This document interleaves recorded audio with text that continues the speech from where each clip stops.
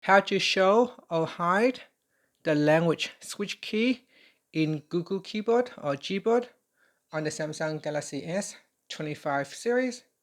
First, tap on the home button to return back to the home screen. And from the home screen, swipe down at the top to open up quick settings.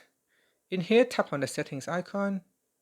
Next, we scroll down and then tap on general management. After that, go down, then tap on Gboard settings, or you can tap on keyboard list in default, then tap on Gboard. Next, in settings, tap on preferences. Then we go down and tap on show language switch key. Now if you turn on show emoji switch key, then this one will turn off. If you choose to show the language switch key, then your emoji key will be switched off. Alright, so if I go to my keyboard, you can see that when I open up my keyboard, there is the language key right there. So touch and hold on that language key will allow you to bring up this selection. From here, you can choose a language that you want to use. And there it is.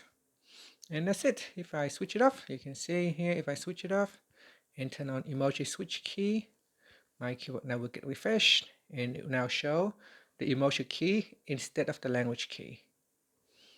And that's it. Finally, you can tap on the home button to go back to the home screen. Thank you for watching this video. Please like and subscribe to my channel for more videos.